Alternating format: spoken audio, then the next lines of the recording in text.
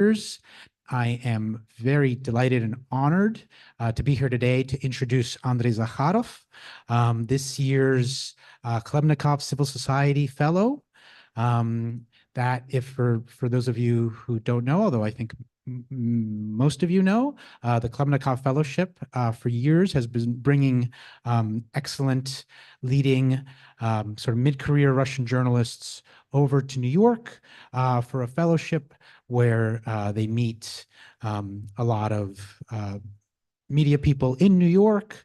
They kind of get a sense of the media environment here. And they also present a public talk, which is what we're here for today. And Andrei was actually selected in 2020 to be the fellow, and he could not come over due to the pandemic. And we've since had the Russian invasion of Ukraine, which has also affected the functioning of the fellowship. So this is a much delayed and long-awaited visit to New York for Andrei.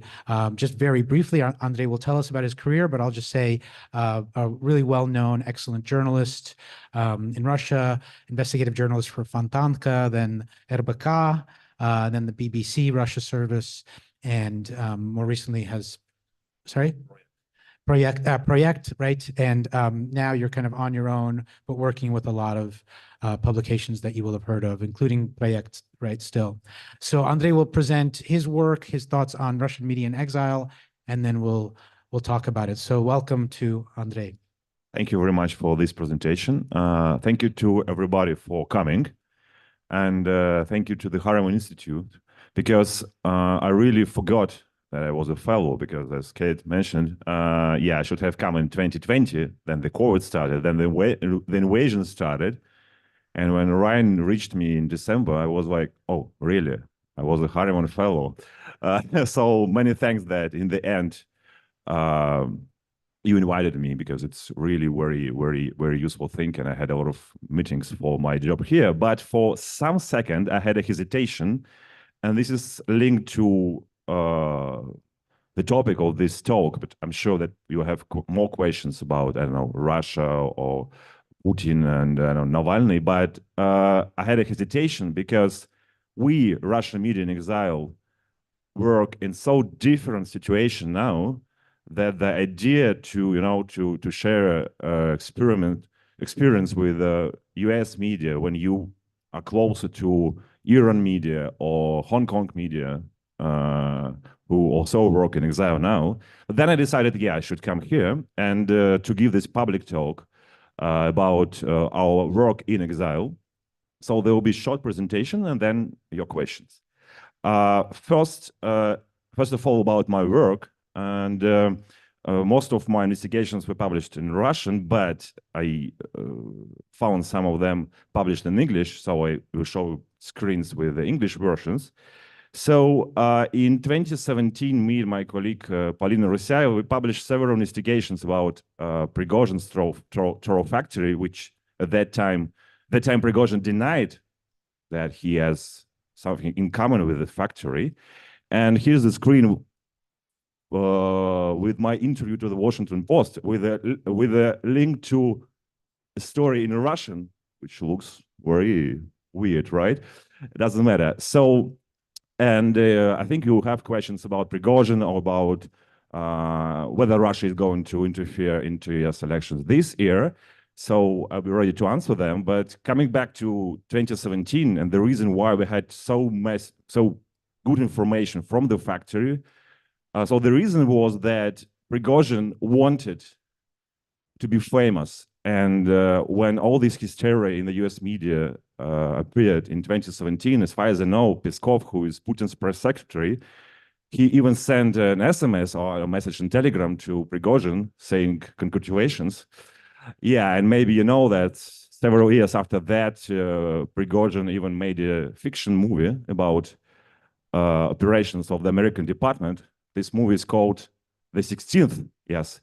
And there is a hero there, it's Prigozhin, and the FBI agents are trying to kill him, but he's immortal. So the whole film, there are two lines. One line is about the American department, partially based on real operations. And another line is FIBA agents trying to kill Prigozhin, but he's immortal.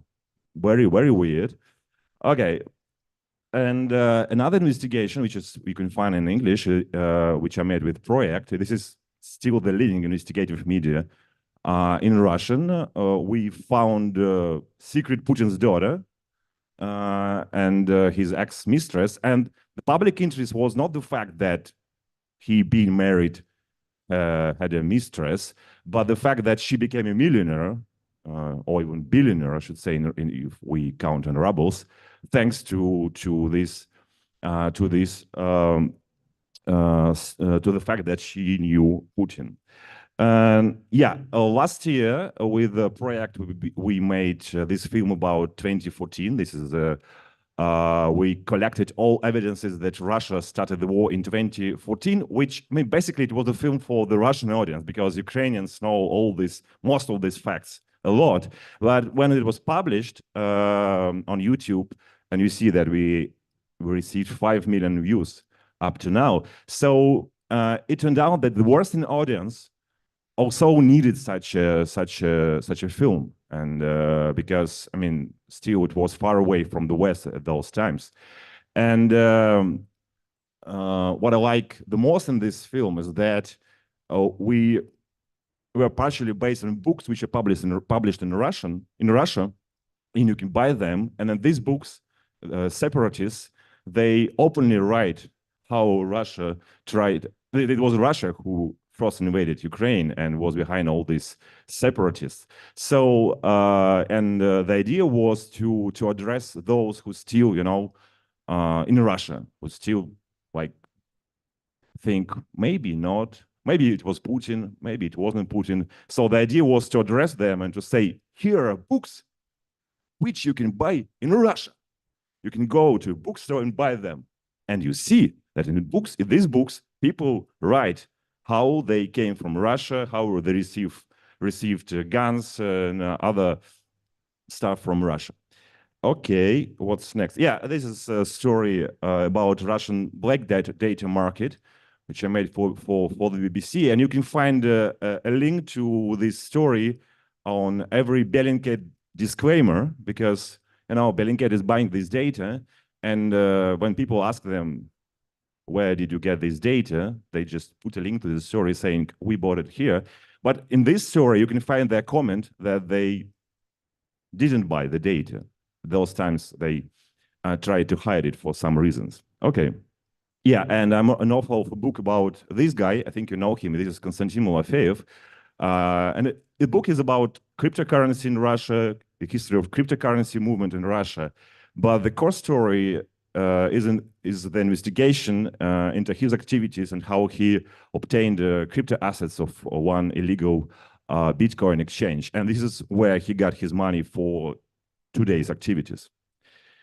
Yeah, and the last about me, before the war in 2021, I was designated as foreign agent. I think most of you know what it means.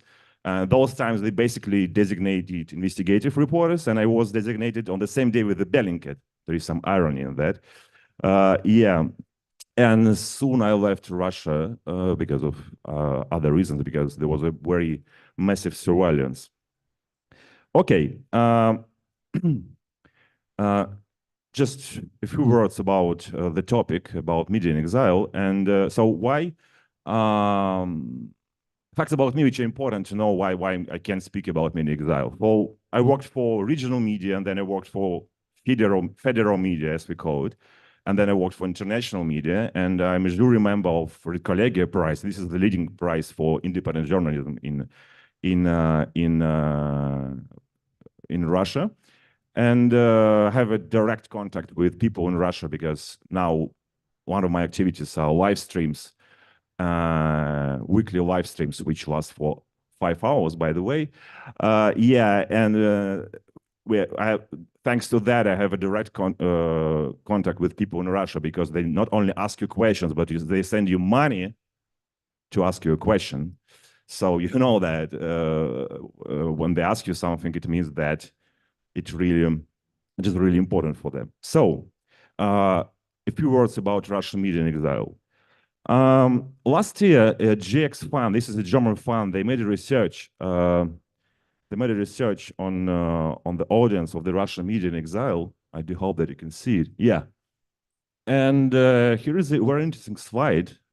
This is they compare the audience of the Russian media in exile with some Western media.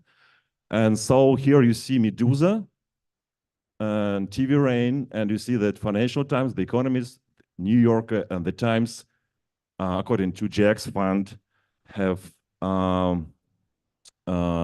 less audience. And the reason of that is because Russian media in exile are using YouTube, and the main audience is in YouTube, while when your like Financial Times, if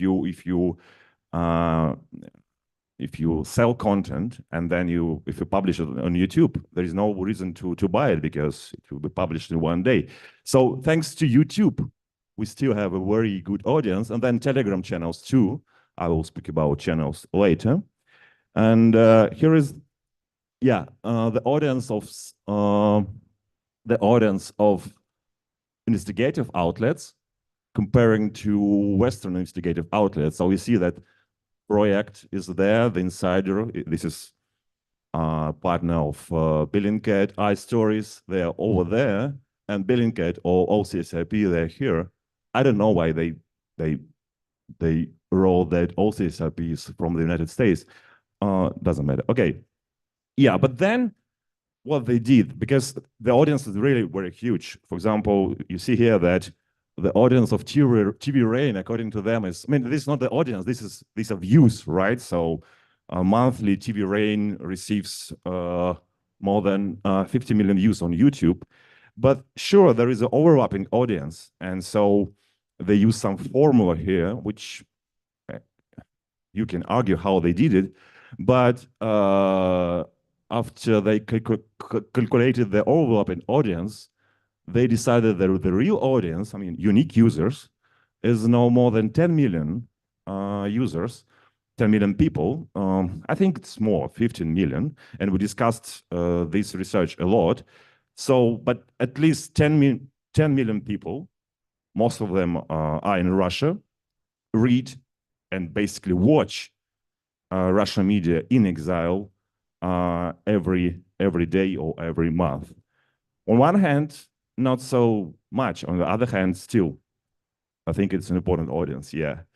And the last slide, this is, I think this Sunday, a Russian state TV channel, Russia, they published an investigation. Oh, it's a video.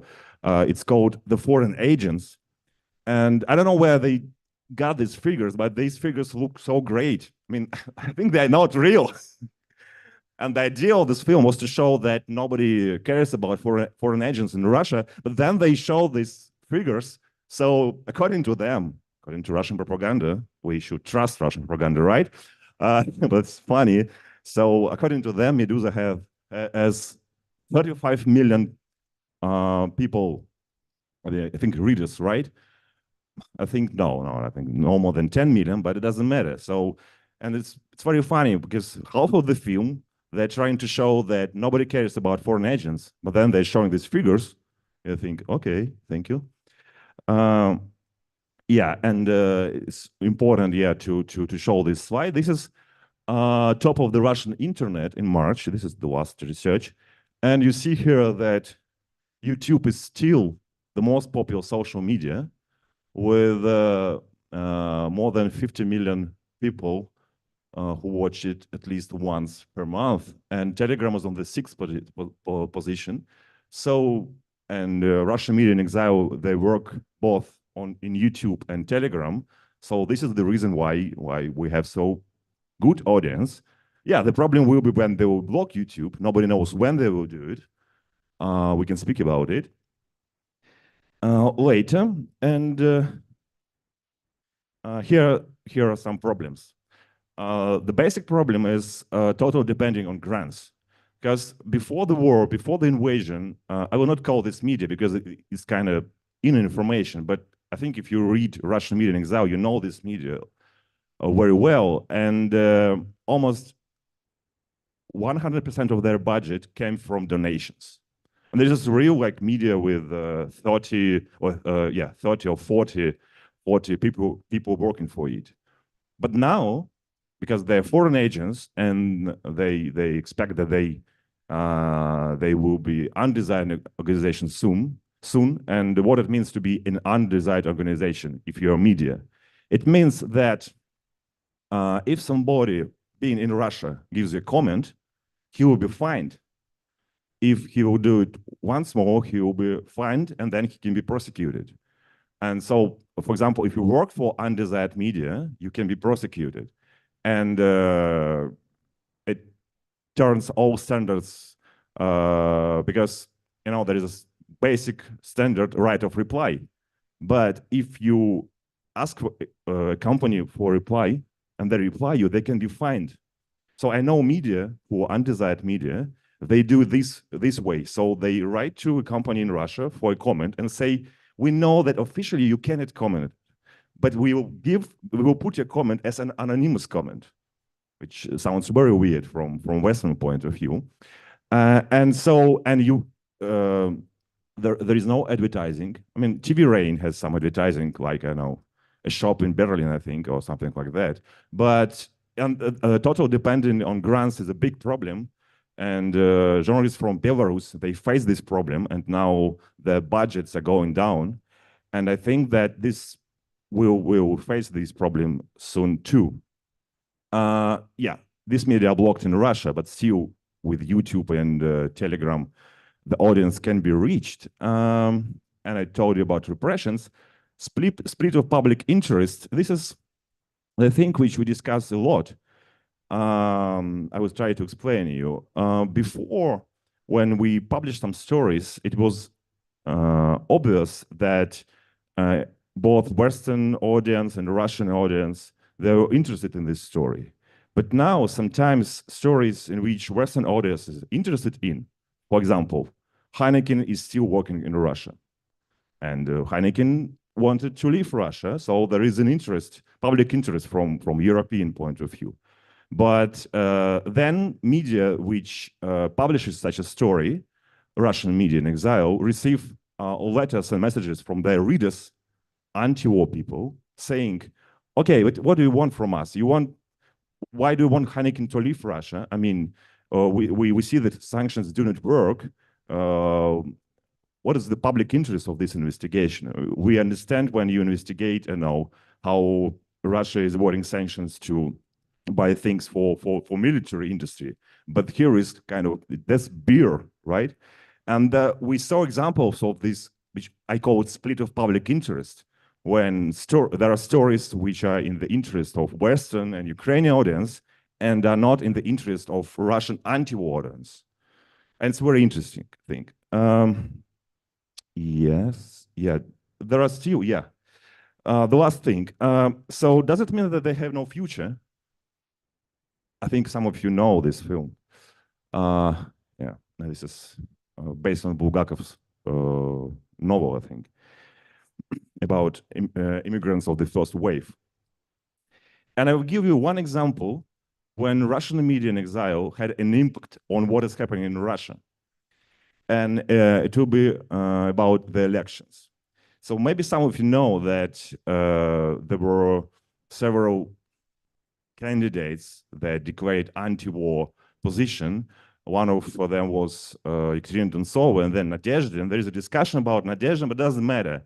Because for people, the most important thing was there is some candidate that is saying something against the war. It doesn't matter whether the Kremlin was behind him. It doesn't matter. So here is one slide. And this can Google search for Nadezhda's name. And you see how it raised up in the middle of January. What happened then? Russian media in exile and Russian politicians in exile started to make videos and stories about Nadezhda, saying, yes, we maybe all understand that there is Kremlin behind him, but it's kind of emotional gesture to go and to leave and signature for him. And so thanks to Russian media in exile and Russian politicians in exile, there was a huge interest and there were all these queues in the streets, which you maybe saw in Western media. Yeah. Okay.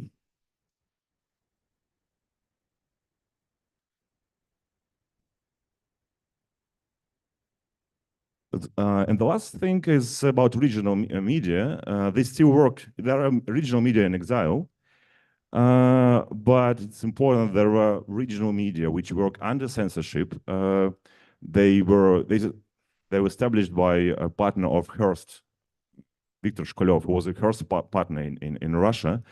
And on one hand, they should follow the censorship, but on the other hand, it's always better when a private media is working in a region, but not a state media, because a state media in region, even about a hole on the road, they will write about a hole on the road only with a special permission from local authorities. So for people in regions, it's important that there are such media. And sometimes they do cover really important social stories, and they have very, very huge audience, about 50 million per month, and they work in, I think, yeah, almost 50 regions. Yeah, I think, yeah, the last thing. So sometimes our work look like this, right? Yeah.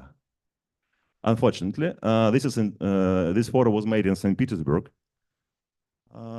This is a monument to Block. And sometimes our work look like this.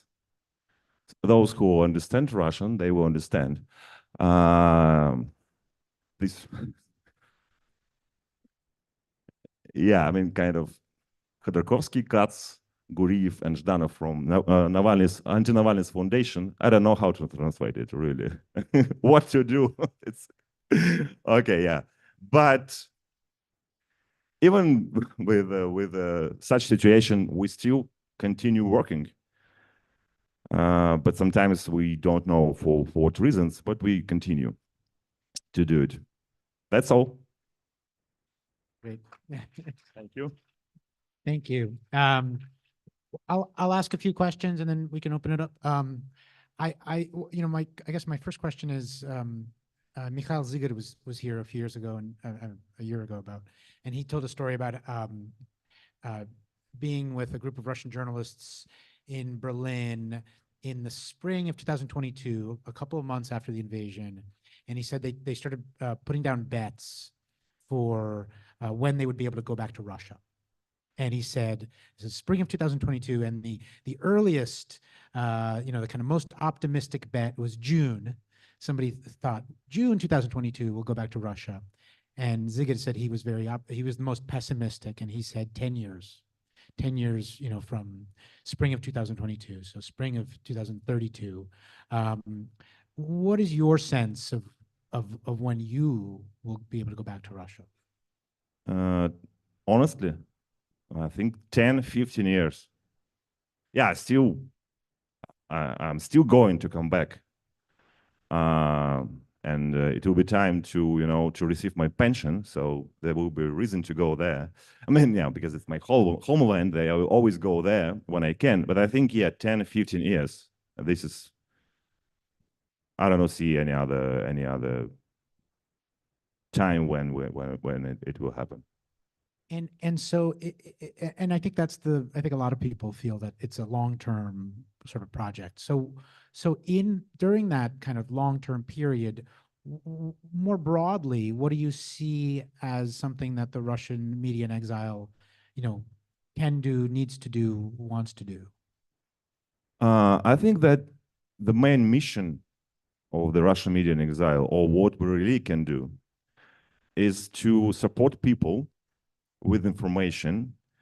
And so, I mean, those who are against Putin, those who are against the war, and just to keep this audience updated. And another thing is they should feel that they're not alone.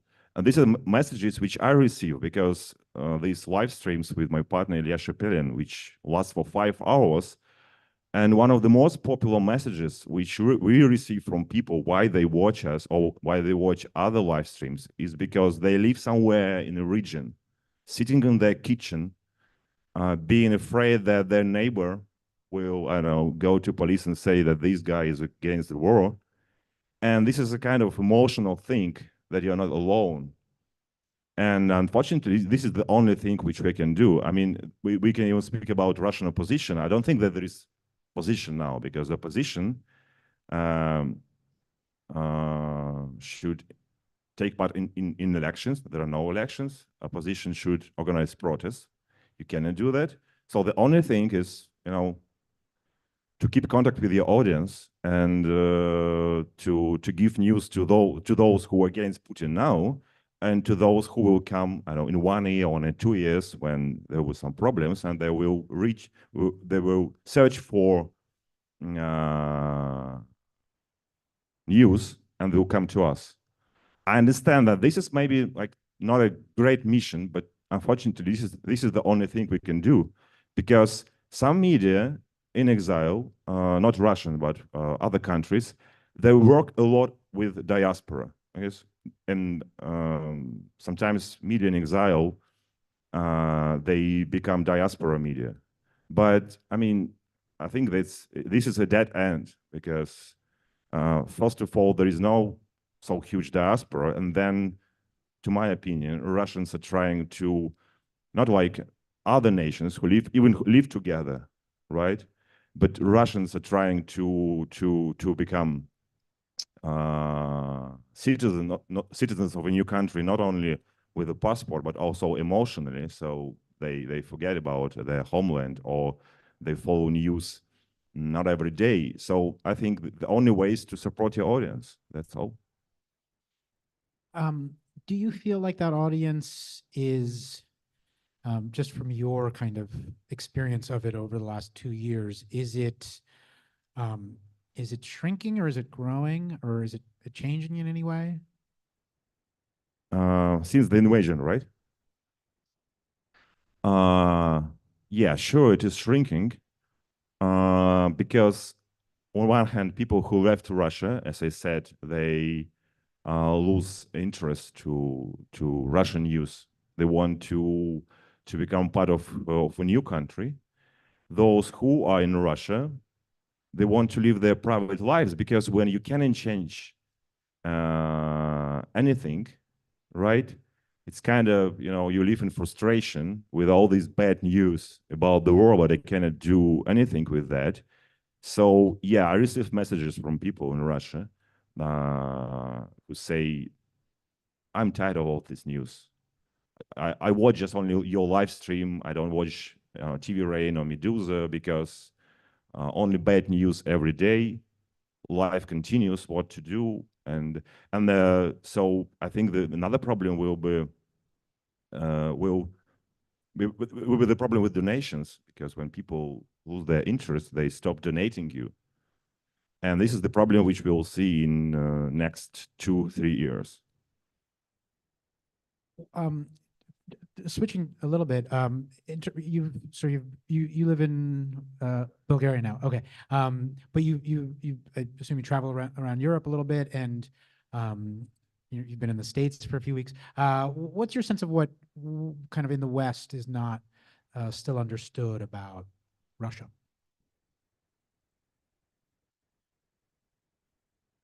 У нас ток-шоу или серьезный разговор? This is what Putin said to Tucker Carlson, right? Is it a serious conversation or a talk show? Dima, yeah, just the documents, okay? Do you remember that? He asked Peskov for documents, yeah. From the 9th century, right? Yeah. Yeah, I live in Bulgaria because my wife is Bulgarian, so it's kind of second homeland for my family. I'm lucky with that, and a lot of things, But I think it's normal because Western countries, they have one interest, and Russians, even anti-Russians, they have another interest. What discourse we all see in last year, and this discourse really appeared, a new group of Russians whom we call against the war but for Russia, which doesn't mean that they're for Putin, But in many cases, for example, whether Russians should donate to Ukrainian army or not, because this is a moral question, right? I mean, everybody has the right to make his own choice. But these people say, if we are going to come back and to live in Russia, and my neighbor will be, war veteran, and I donated to an army which, killed his friend. And so there is such a movement, I mean, discourse in the public opinion in Russia, anti-war, for Russia, but against the war. And I think it is becoming more and more popular, basically in Russia, because those who leave Russia, they stay in previous discourse and other discourse, like, you should donate to Ukrainian army. This is the only way to help. And this is their choice. This is their right. And these people, this group of people who support this discourse against the war, but for Russia, they do not understand a lot of things. For example, last year, the US, I mean, it was a record of buying Russian uraniums. So the US bought maximum of Russian uraniums of all times. Or Europe is buying liquefied gas from Russia. And there was an attack on one port near St. Petersburg 2 or 3 months ago, where this liquefied gas is produced. It was Ukrainian drone, and there was a ship there, and it was a Belgian ship. Then, I don't know, Russian oil on fertilizers. Do you know that Europe, again, another record, Europe is now actively buying Russian fertilizers. And the funniest thing is that a Russian oligarch, Melnichenko, who produces these fertilizers, he's under sanctions. But thanks to the fact that now he sells them everywhere, last year he was on the top of Russian Forbes list. So, okay, I understand sanctions against Melnichenko, but then this import following, and then the West is coming to Russians who are against the war and saying, okay, good example. Raiffeisen Bank is still working in Russia. And I think more than 50% of their profit is coming from Russia. But if me, being a Russian citizen with a resident permit in Bulgaria, if I will come to Raiffeisen Bank in Bulgaria, they will not open me an account. And I mean, all these countries, they have their explanation. And they say we need gas, like Austria is still buying Russian gas. I mean, totally understand it. But when people start to think and to compare these things, it annoys them. We cannot deny that it annoys them. So they can say, okay, I understand they put sanctions on all Russians. I cannot open a bank account in Russia, in Europe, because of the war. I can take it. But then he or she sees news about liquefied gas, about importing on fertilizers, and he thinks, okay, how does it work? And so I think this thing annoys people, some people, sure. And I think this is, for now, the main thing which the West should understand about, because we see a growth of new, kind of resentment. So you're talking about saying sort of these sanctions are working to prevent, exiled anti-war Russians from opening bank accounts, but aren't really affecting the oligarchs. That's true. Okay. I mean, they're affecting, and some sanctions do work, but some of them work this way. And some people who, for example, supported Ukraine or were against Putin, there are such people, are now coming back saying, I mean, I couldn't open a bank account, I couldn't find a job, I couldn't receive a resident permit, okay, I will come back. And I understand that this problem has two sides, because sanctions appeared like in panic when the invasion started, and it was not like a long plan, right? But there's another side which I try to describe you. I was really interested in one of the slides where you talked about the split in interest between Russians abroad including journalists abroad, right? And the people who are still in the country. How do you kind of navigate that as a Russian journalist abroad? Yeah. I think it's again, every journalist should make a choice, and I really understand why some journalists make a choice. I will make stories. I mean, like a story about Heineken, right? That's their choice because there is no right way to support Ukraine. There is no right way to be against Putin. I think because it's a dilemma. It's a difficult situation where you're always kind of moral situation whether to donate to Ukrainian army or not. I do not donate, and I can explain why. Because I want to come back, and my neighbors will be war veterans, and my daughter will be at school at the university with a daughter of war veteran, and then he will say, okay, you donated to the army which killed my friend or tried to kill me. This is my position. I understand those who support another position. It's kind of, I think there is no right answer. So there are media which say our mission is to support Ukraine, is to, I don't know, to take their position, which is normal. There are media which try to be kind of between and reflect some of the things which I told you before. But this is again the choice, because I think that more and more Russians will be on this discourse against Putin, but for Russia, in Russia, I mean. And maybe this kind of, I think few Russians with such position we will see on the West. Maybe I'm mistaken, but this is kind of feeling. What's it just I'm gonna this is my last question, and then I want to open it up. There's been a debate in the West, but also involving Russian sociologists and opinion pollsters about just the kind of level of support for the war inside Russia, right? We have the Levada polls that seem to make it very high. Some people find those, questionable for a number of reasons. What's your kind of sense of that? There was a very good story written by one Russian media in Exile. It's called Verska. So they took all different researchers at the beginning of the year, and they took inner Kremlin researchers, because the Kremlin makes their own researchers. And I think it's very good. It was a very good story because, yeah, when we see Levada researchers, right? But it's important how you ask this question. I mean, this is a big discussion.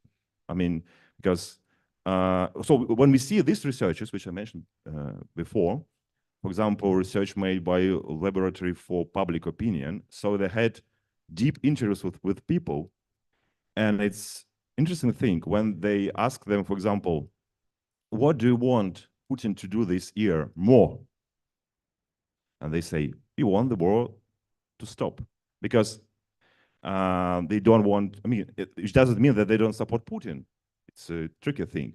So in this story and in the inner Kremlin researchers too, we see that the core audience, which is for mobilization, war economy, more soldiers, is about 15-20%. This is the core audience.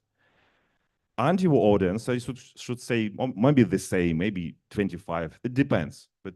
But in the middle, there are people who say, on a direct question, they will say, yes, I support the war, but I want it to stop. And yeah, and they don't want war to come into their private lives.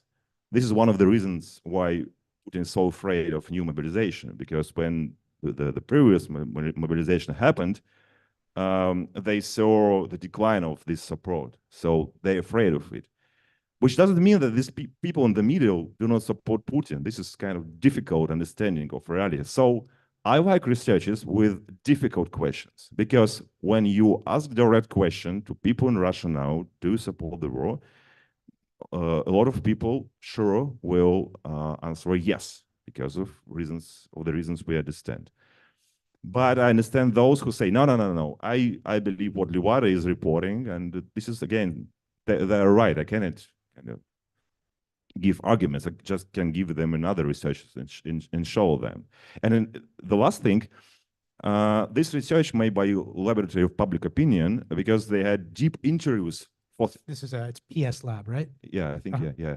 So kind of 3 hours conversation with people, and they had several waves of such conversations since the invasion, and they showed that there are people who at the beginning were against the war, but now they're saying, okay, this is bad, but we started it. It should be finished, and Russia shouldn't lose this war. There are several explanations of this. Why they changed their opinion. But it's interesting to read some extras from these deep interviews. Thank you. I'd love to hear some questions from the audience. I have more questions. Oh.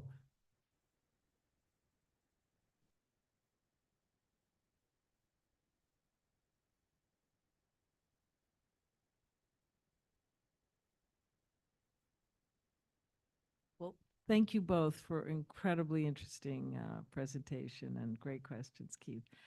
I'm curious about what your audience in Russia thinks of you. Like, are you one of them who's outside bringing news? Are you somehow a ray of hope? I mean, you're in a very unique position of being someone they talk to. It's almost confessional at some level. And what is that relationship, and what does that mean for the possibility of growing this interesting population of anti-war, pro-Putin, pro-Russia, I don't mean pro-Putin, but anti-war, pro-Russia movement? Because it seems like that's a very rich subject that we don't know a lot about. I'd love to hear about that. First of all, yeah, it is my choice because I'm a Russian journalist and my audience is in Russia. And sometimes when I have some discussions on many things, I answer like that. I'm a Russian journalist. I totally understand journalists from other countries, but this is my audience. So what they say, coming back to kitchens, yeah, for them so you can speak everything without any censorship. You can call the war and other stuff. You can speak about Putin, but you are not in danger. So you're kind of speaking. So they hear that you're speaking from their position, like they're speaking, like you're their friend. This is kind of emotional contact, and this is what people saying. And I think this is a very important mission, that you're taking all risks. Man, I'm a foreign agent already, right?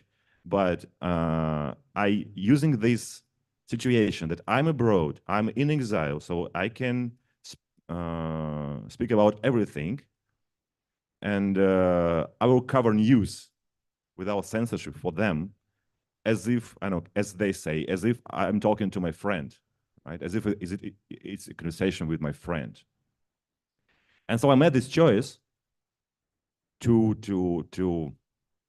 talk to the Russian audience, to take their side, to regard to them with empathy, which is very important. Not with, I mean, I understand Ukrainians saying about collective responsibility, collective duty. This is their right. I mean, they're in anger, and or Westerns, for example, right? But I regard with them with empathy, saying, you are not, you are against the war.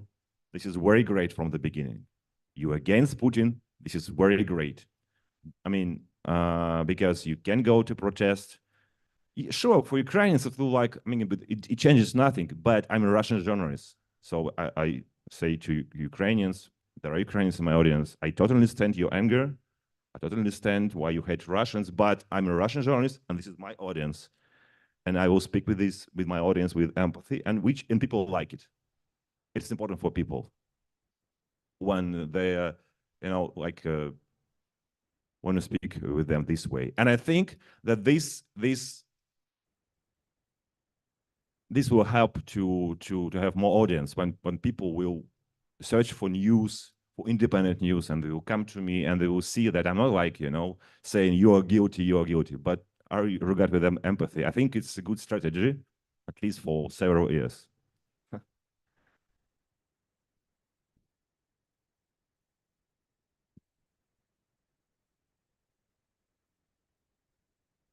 Thank you for talking to us today. I wanted to build up on something that you said, that you're very well aware of, like the political landscape in Bulgaria. So my question will be related to, it's a question that's related to the situation in the country. Bulgaria has been one of Moscow's closest allies in the European Union, and President Radev has been widely accused of, by his opponent of being pro-Russian, and he refused to provide aid to Kyiv. So I think there have been some fears that, the current instability could bolster the presence of, nationalist and pro-Russian parties, that, the rifts could deepen. So you as an insider, could you give us some insider information about, the developments? Thank you. Thank you for the question. Historically, Russia is very popular in Bulgaria because, Russia helped Bulgaria to become free. And this is a cultural and political phenomenon of Bulgaria. And there are cultural Russophiles a lot, and they're political too. There are two pro-Russian parties, but now pro-Western party is a ruling party. And I think that this kind of contradiction, it will always be, first of all, it was always part of Bulgarian history.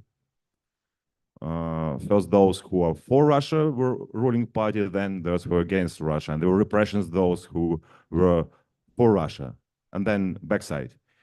And so this thing, and Putin is in Bulgaria, he is the most popular politician in Europe, officially, in Bulgaria, that's true. And I think this thing will always exist in Bulgaria because of this, historical and cultural heritage. And but if I remember right, you send these tanks, I don't remember what, to Ukraine in the end. So but as far as I understand now, I mean, these pro-Russian parties are less popular than before. So I think that the main thing which we'll see in next year, so still pro-Western parties will rule there, but there'll still be contradiction. There will be a discussion inside their political life, whether you're pro-Russian or anti-Russian politician, at least for next, 50 years, I should say.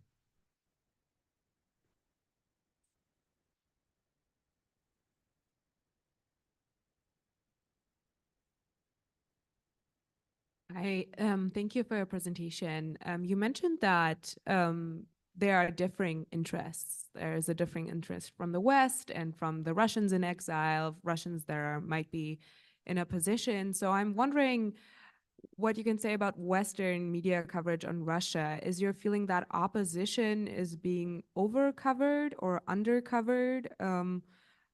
What do you agree with the narratives or the view that Western media now covers of Russia with the constraints that Western media obviously experiences? Thank you. Thank you for the question. There is no Russian opposition because opposition should, as I said before, right? An opposition should be able to take part in elections. There is no opposition that is taking part in elections. An opposition should be able to organize protests. No protests. So, and then the third thing is media coverage, which opposition is doing in all countries. So this is the only thing which opposition in exile can do now, media coverage. Yeah, they can influence sometimes. But for example, if we speak about Navalny's foundation, the problem with them was that when they support somebody in Russia, it is very toxic because they're extremists. And for example, when Maxim Katz, another politician in exile, helps politicians on local elections in Russia, which you'll see this year, I think, on local elections. But Navalny's foundation, they cannot do it. But on the other hand, everybody looks at them as at leaders of the opposition. Leaders who are very toxic.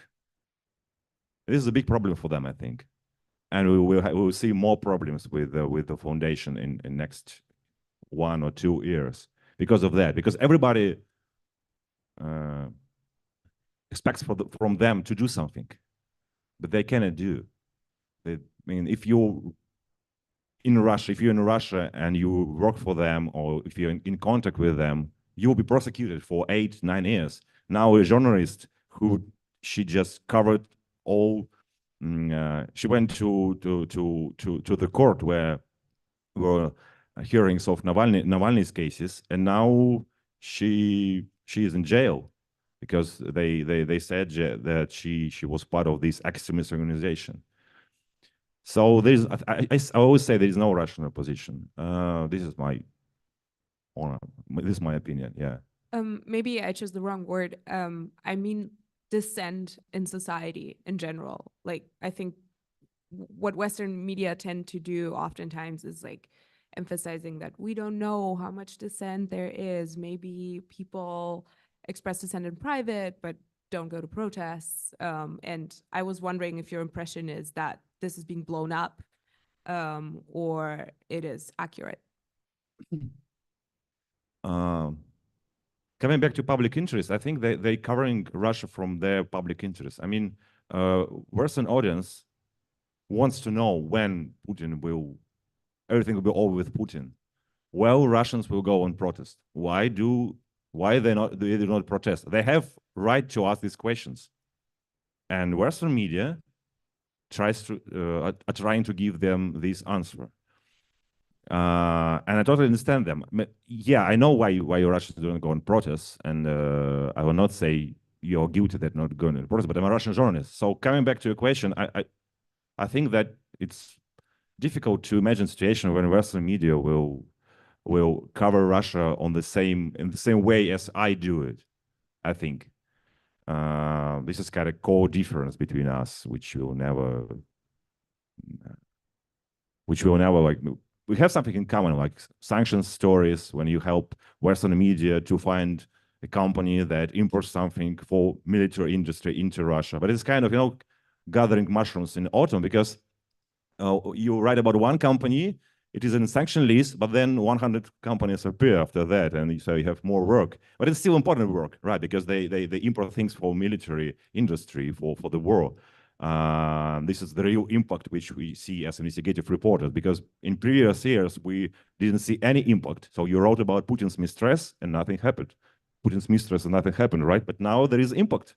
You write about a company, and then this company is in the sanction list. This is a real impact. So, but this is my answer to your question. Thank you.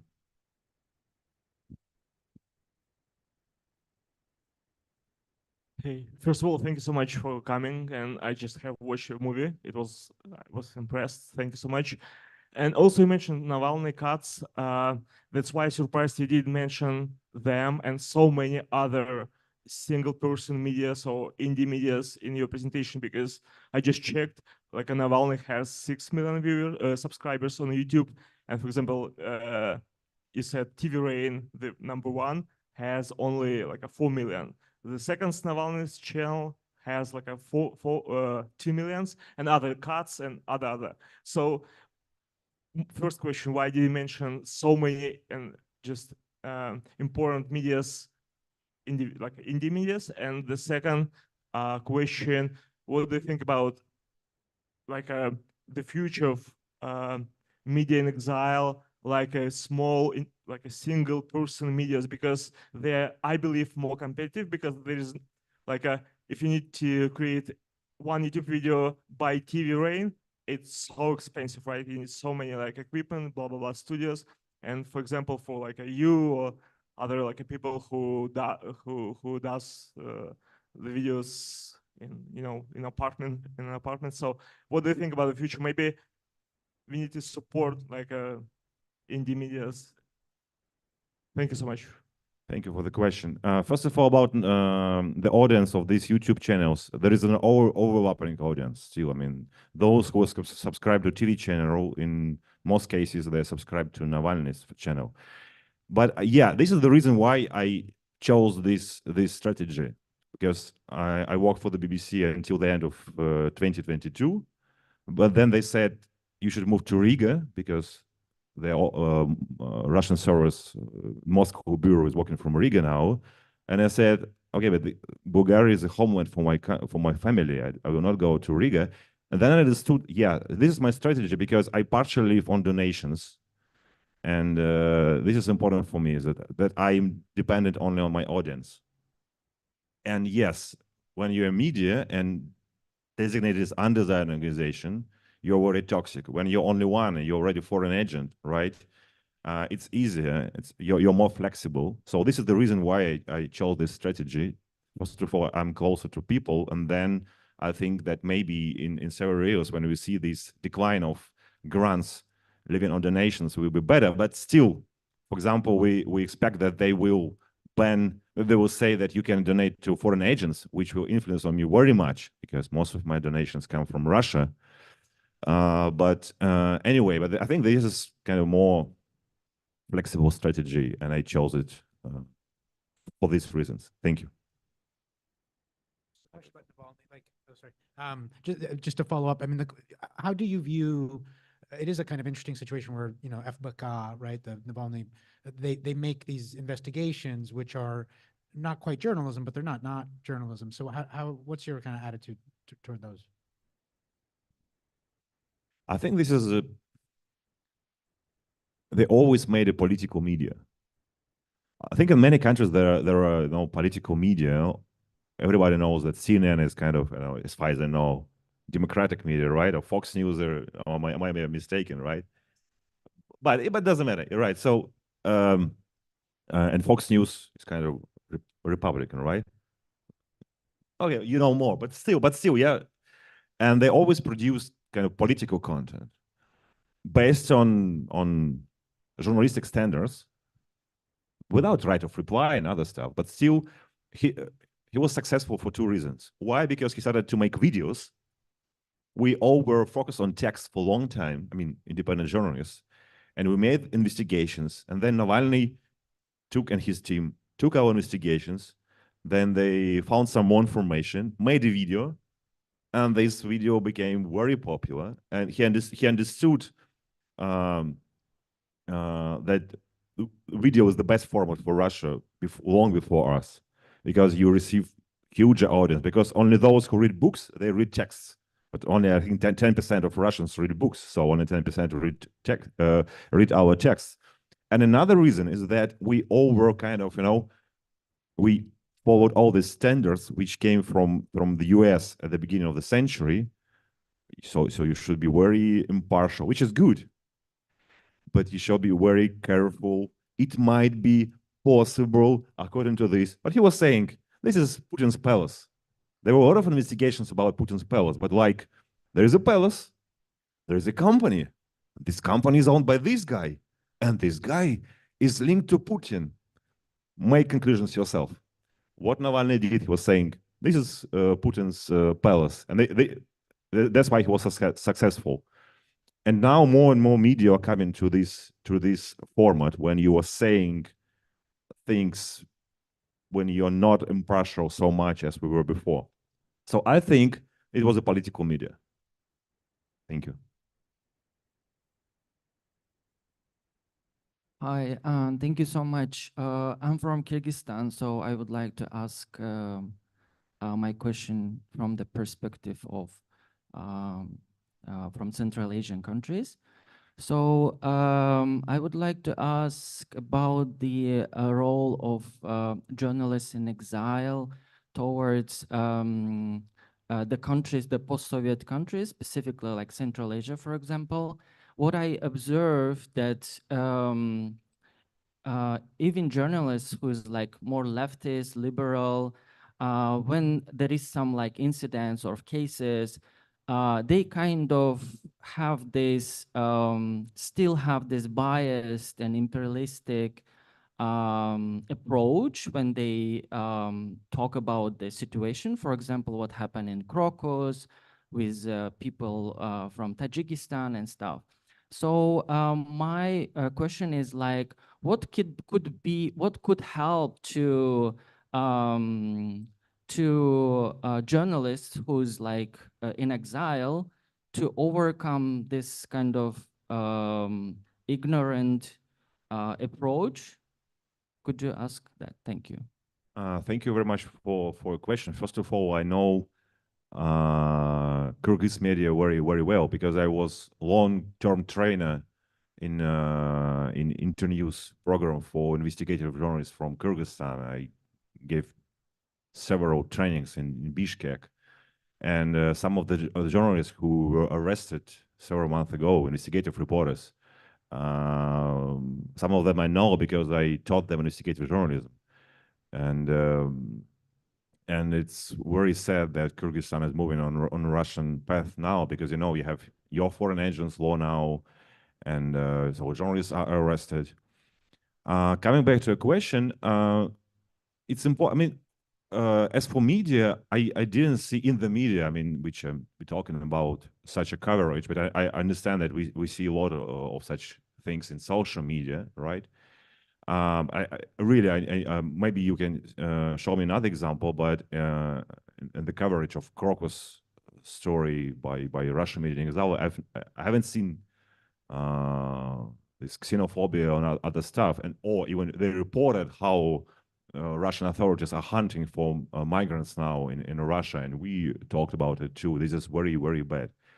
But if we take the situation wider, I think this is a matter of time and matter of, I don't know, of generations, which will change attitude to other people. And this is a very complicated question.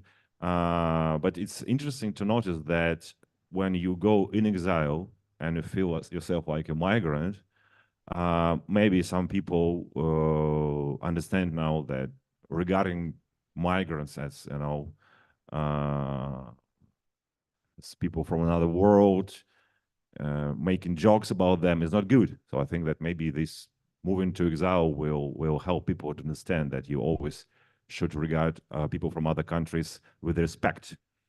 This is what really changed my mind when I came to Bulgaria 20 years ago, and I worked as a postman there, and to some extent it was illegal. I can say it now. Yeah, and when I saw police, I was like scared, and then I understood that migrants in Russia seeing police, they feel the same. So I could understand what they feel working illegally, for example, right? So it really helps. But I didn't see such a coverage we were talking about on in Russian media in exile. If you saw such one, you can send me, and we'll think about it. Thank you very much. Thank you very much for your talk. I wanted to ask you about generational divide in Russia against the war. So the traditional story is that the older generations watch the TV. Do you think the TV state media was able to tap into online sources and kind of capture the younger audience, or do you think there is this difference in opinion? Thank you. Thank you for your question. No, I don't. I think that no. I think there even people about 40. They watch YouTube a lot. This is the main source of information for entertainment for them. And this is, by the way, one of the reasons why they didn't block YouTube, because they need a kind of new platform to offer people, and they're giving money to VK. This is ex-Russian Facebook, who is developing their own platform VK Video, but it's very bad.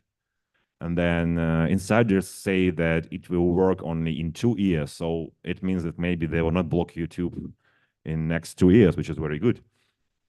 Yeah, so understanding that YouTube is so popular in Russia and so many people watch it, I think this is one of the reasons why they didn't block it.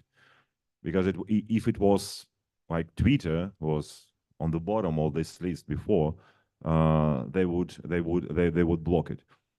So I think that, yeah, I mean that basically people from regions and elder people, they watch TV, but the future is on, it will be in the internet, sure, and they understand it. This is why they put so many money in VK Video, I think. Thank you.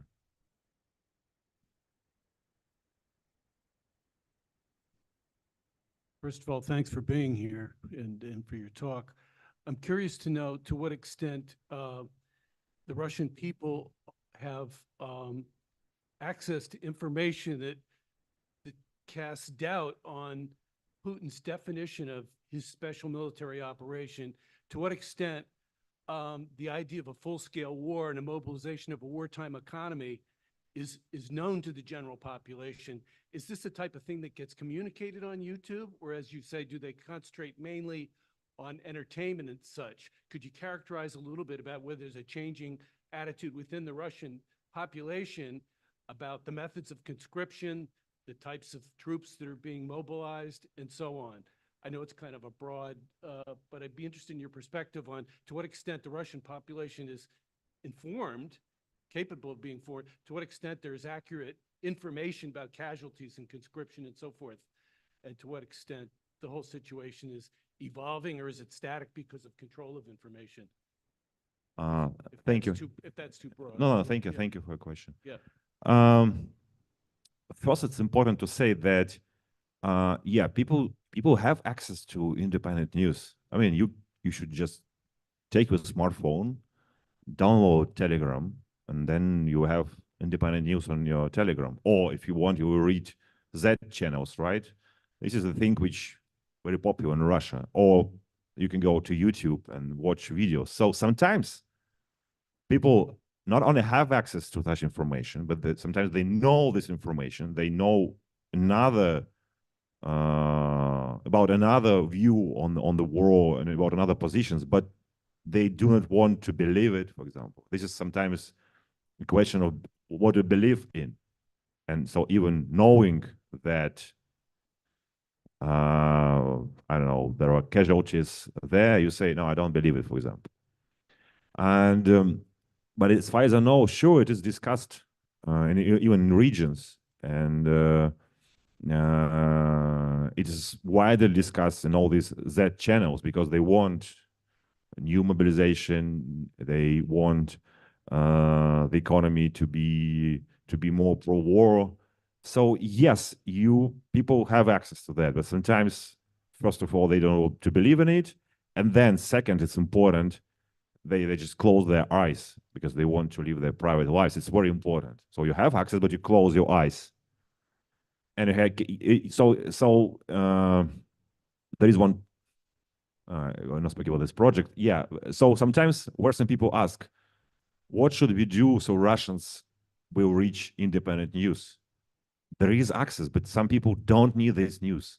They don't believe them, and you can't change nothing because it's, as I said, a question of belief or another things. Thank you.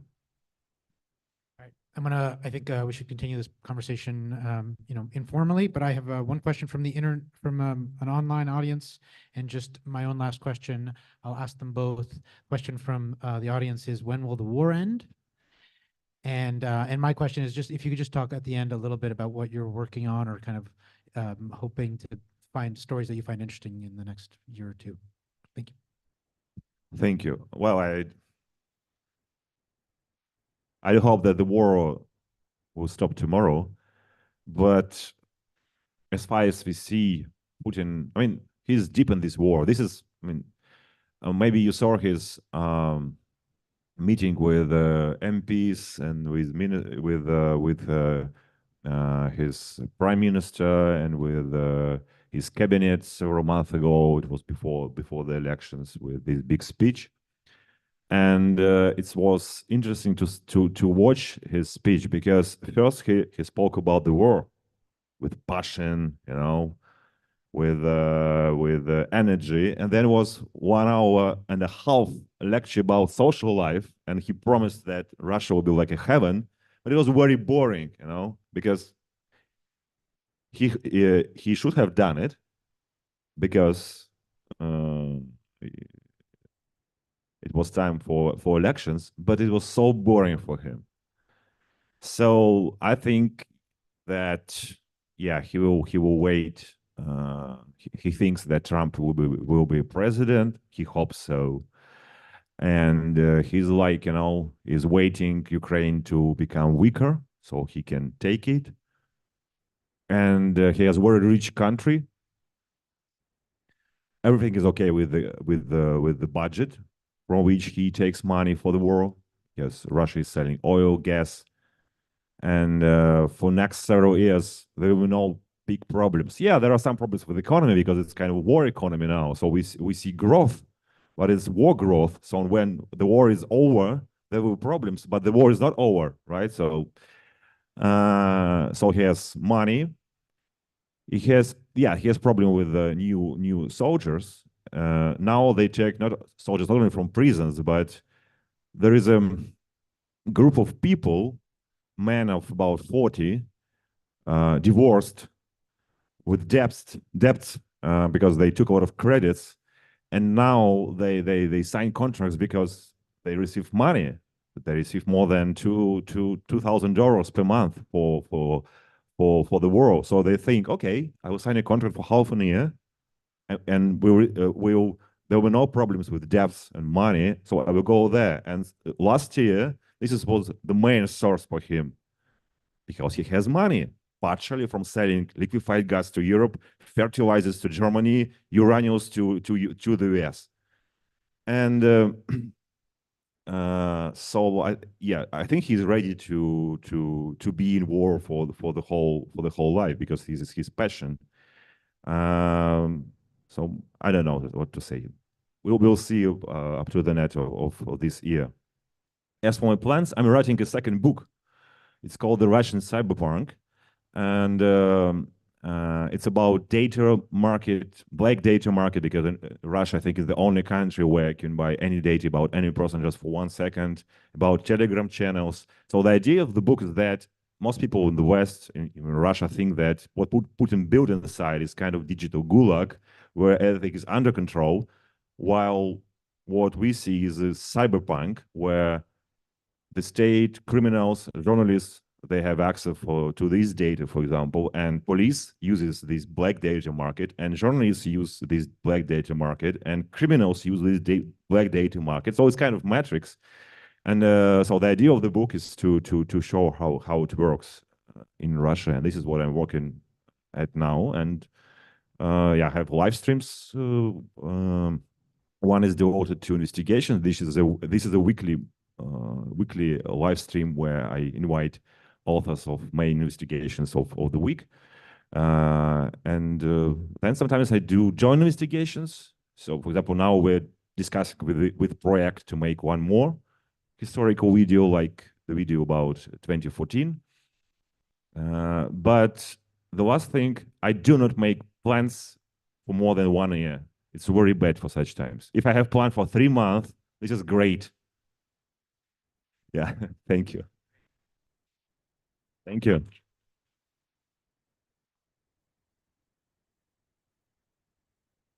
Thank you for your questions and thank you for your support. Спасибо.